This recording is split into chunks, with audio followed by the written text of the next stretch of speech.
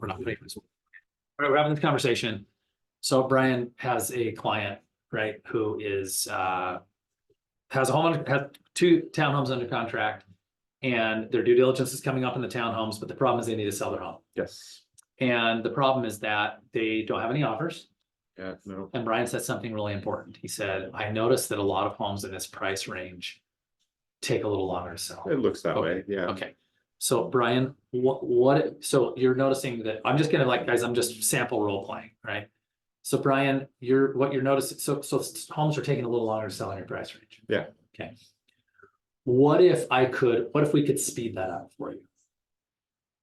It would be awesome, but it also has to make sense, to be able to get what we need. Yeah. So can I share a little experience or a little context about why homes take a little longer to sell in that price range? Of course. Okay. So first of all, I want you to know that homes take a little longer to sell in every price range. If you notice that the average days on market here in Washington County or whatever market you're in is like 60 days. Mm-hmm. How long should it actually take to sell a home if it's priced correctly? To get under contract, 2 weeks. Okay. Yeah. So what you'll notice is most every home that ever goes under contract in this market actually sold immediately after the price reduction. Yeah. So the reason that the homes are taking longer to sell in that price range, yes, it's a little higher price point, but what's happening is people are resistant to what the reality of the market is.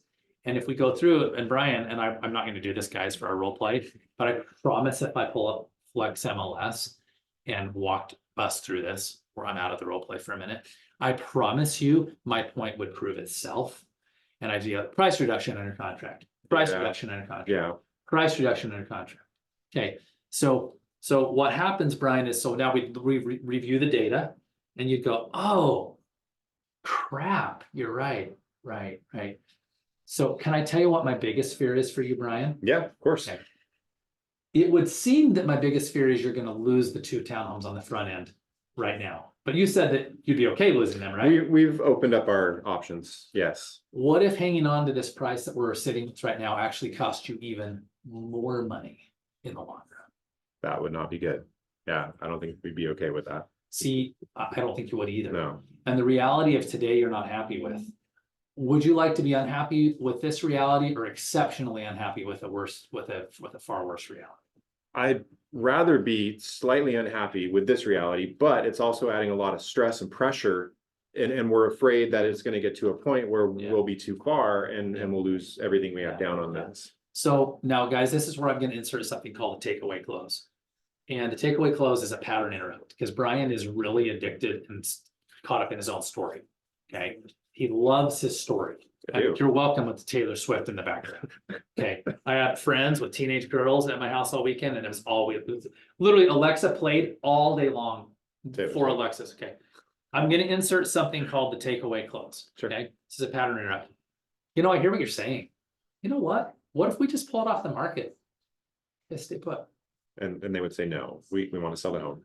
Okay. We think that other options might work better for us, so not feel so pressured to perform right this second. Yeah. What kind of options?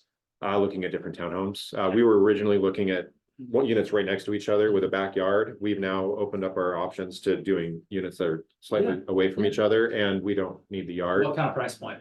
Anywhere from 300 to 400 is kind of what we're still looking at, where Desert Ridge was. Yeah. So let's do this. Can I make a suggestion? Of course. Okay, let's do the following. Let's go ahead and cancel our deal on the two townhomes today. Mm-hmm. Okay. Now, this is also a takeaway close. This is also still part of the takeaway close.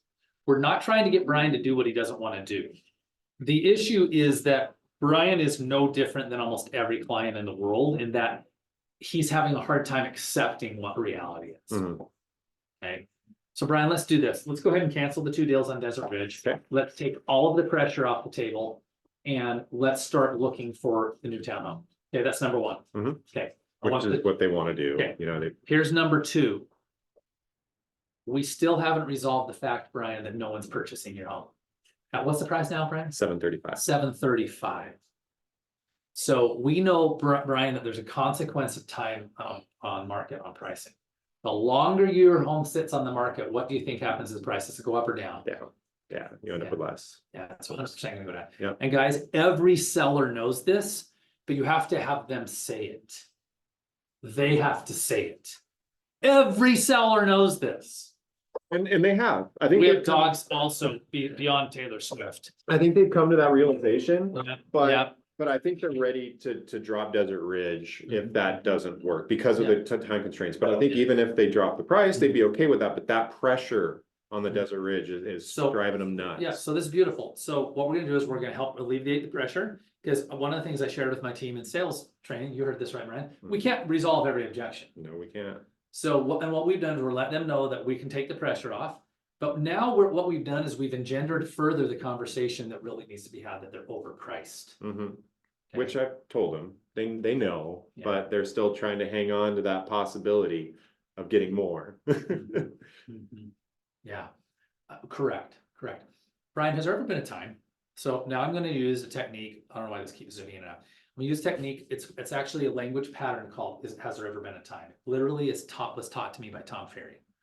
Okay, it's, this is, what, the reason I'm glad we're recording this is we're showing people all the different nuances of sales. Mhm. Brian, has there ever been a time when you kind of knew what the reality of a situation was, but you either knowing or unknowingly, but probably knowingly put it off until later on you realized, crap, Oh, yeah, I made a major plenty of times, mistake. plenty of times. Yeah, I mean, can you think of one? Oh, yeah. Yeah, make one up.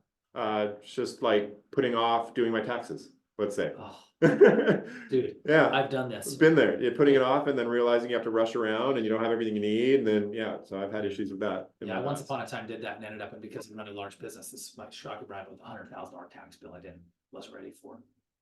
Okay, Brian, this is actually just like that time. This pricing issue for you, even though we're gonna remove Desert Ridge, Mhm. is actually just like that time, right? And the longer that we resist what we can kind of sense as reality, right? Okay, then what we're doing is we're choosing to avoid the short-term pain of a solution, and opting for like long-term struggle, Yeah. right? Which actually ultimately will end up in long-term pain. So the pattern of has there ever been a time is we ask, has there ever been a time? And we really want to stay with someone until they give an example. And then we say, this is just like that time. Because see, the moving parts for this dialogue are not as simple as Brian's people need to reduce his price. It is, but it isn't, because there's a lot on the table. Yeah, Okay. there is. So now, you guys, this is an actual coaching conversation. Brian's a great agent. You. So let's kill the Desert Ridge thing. By the way, we'll sell these Desert Ridge townhomes. Yeah. People I know. They know that. Kill it. Practice this dialogue with your client. Say, hey, look, I want to kind of lean into reality. And what you want to go do is go to the MLS. Don't spend too much time on this. Like 15 minutes, just look at everything that's sold and gone under contract Look at price reductions. or closed. around Yeah. the time. Yeah. And you're going to find out there's a pattern. Take the last 10 sales. If you can't get a good enough case, go 20, but probably the last 10. You'll find one of two things. And this even is more compelling. You'll find that either A, they sold right after the reduction, or B, they sold in the first 2 weeks. Because they were pressed. Correct. Right. Which further Right off the confirms- beginning, yeah. Okay, so guys, takeaway close. Takeaway close is a pattern interrupt. Okay? It's a pattern interrupt. Actually, you do it with your kids all the time. Oh, Brian, you can't be okay? You know what? I think I have a good idea. Well, let's just go ahead and cancel Disneyland. It doesn't seem like this is gonna work out. Oh, no, I wanna go to No, I wanna go. Disneyland. It's a pattern interrupt, but for it's adult Disneyland trip getting canceled. Yeah. Okay, the pattern interrupt. Has there ever been takeaway close. Has there ever been a time? It's a language pattern, right? And asking good questions like, hey, could I share? Okay, two things. Can I tell you what my biggest concern is, right? And it has to be done. Well, it should be sincere, but it's done with, can I share my biggest concern? And could I share some information that might, I'd be surprised by. And then the last piece is actually using the data to help them, Mhm. right? Because at the end of the day, we have to help people. I'll leave you guys with a parting thought, and anyone who sees this video. The parting thought is that most of us in our lives who have gotten way out of shape went through a phase that looked just like a home seller who won't reduce their price. we're like, this isn't true, this isn't happening, I'm not gaining that much weight. This is fine. And then we have, this is actually funny because you and I have talked about Yes, this. we have. And then we have a really painful experience that like someone invites us on a hike. It's like, hey, it's a group hike for the office. And we go for a 5 mile hike and we can't walk for 3 days. Yep. Or, right, we have this glaring thing that's painful, right? Or we got into fitness, but we really didn't. We were kind of like half-assing it. We were exercising for like 30 minutes, 2 or 3 days a week. And finally, what we realized is what the trainer told us to do is what we had to do. Mm-hmm. Like, oh, this is 5 days a week, 45 minutes minimum per day, and I need to clean up my diet. Freak.